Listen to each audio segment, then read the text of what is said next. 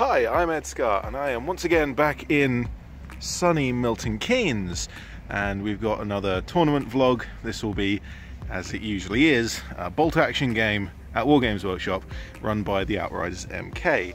I have intended to go to some other events, some different games and some different places. I just haven't got around to it yet.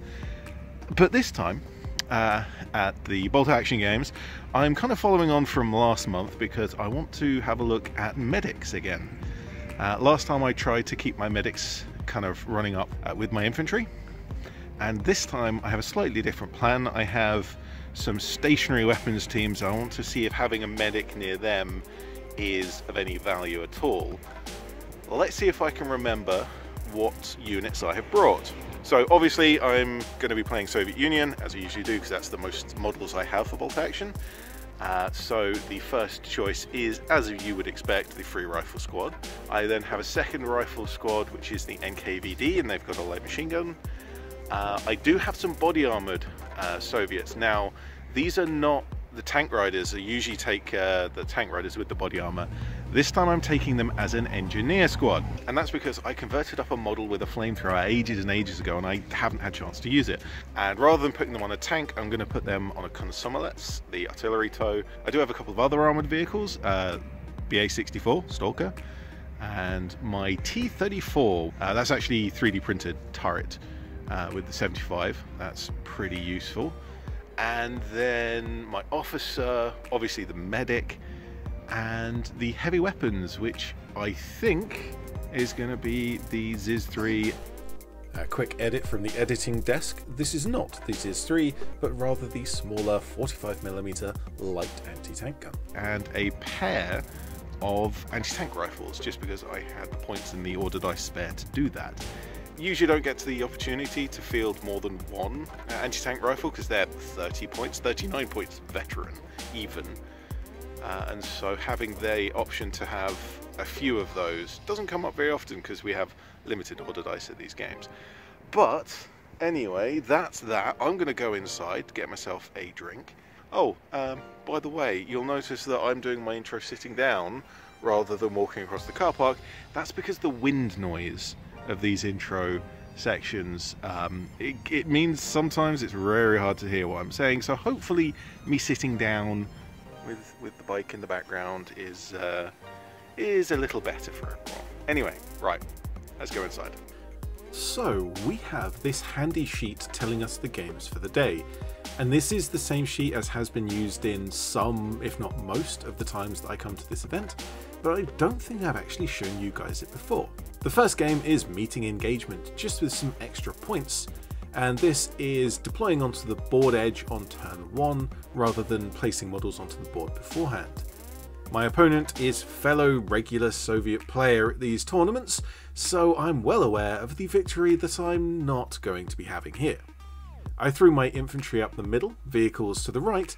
Unfortunately, due to the way deployment worked, I couldn't keep my medic and heavy weapons together.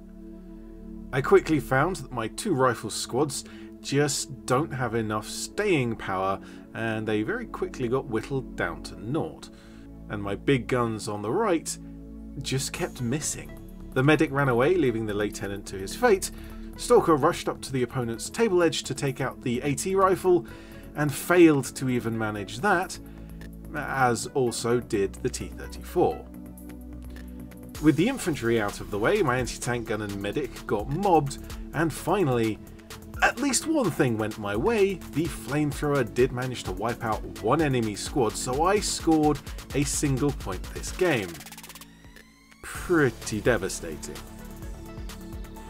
The second game is Sectors, a classic wargaming table quarters style, and my opponent found a little note about sweets in their Armies of the USA book, and brought real sweets to share. Anyone that brings me food, that makes me happy. Then they put their spotter on the 4th floor of a building, and as anyone who tuned into last month's vlog will know perfectly well, that made me unhappy. On the side of my deployment zone, the first dice roll of the game was their mortar landing a lucky 6 on my T-34, which didn't kill it, but did force it down, and over the course of the rest of the game, the mortar just kept pummeling it, landing hit after hit, adding pins by the D3, and effectively rendering it useless.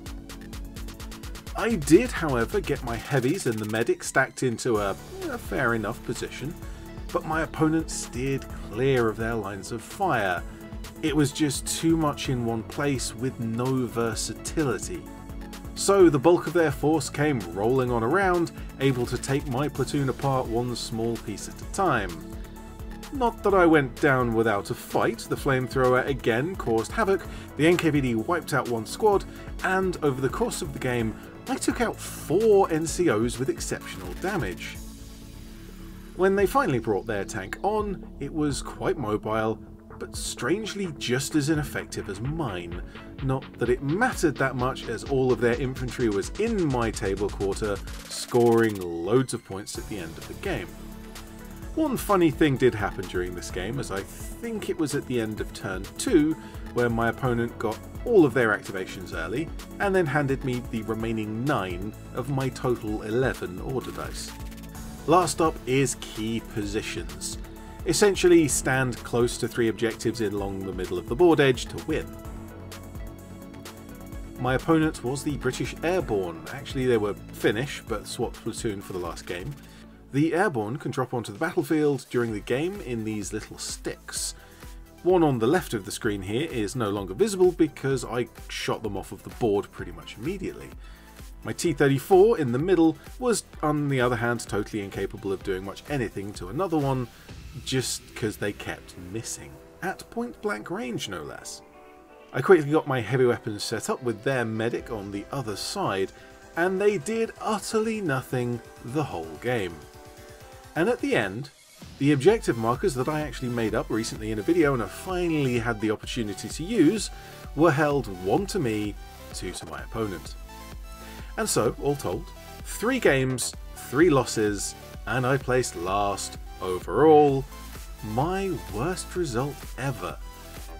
Was this due to the medic? I think not, but it might well be used to using up 4 order dice on this heavy weapons blob, which had no mobility, no flexibility, and surprisingly little teeth. Testing the medic again proved very little, as they were always out of sight, not really being shot at, although maybe that does answer the question for why nobody takes medics. Their ability is quite minimal, and they are extremely difficult to have in the right position. Even though I placed last, I still won this Sherman Firefly. Because the Outriders MK are a non-profit, the entry fee goes to paying for the tables, and the rest goes for prizes. But this is not just any Sherman model kit, but a World War II's tank. A chibified, cartoony kit that might just make for a fun video soon. But all told, today was a fun day. Even in losing, I learned not to take medics, not to take too many immobile weapons, and also maybe not spend 1/4 of my points on one vehicle. But with all of that said, I'm ED-SKaR, always will be, and thank you very much for watching.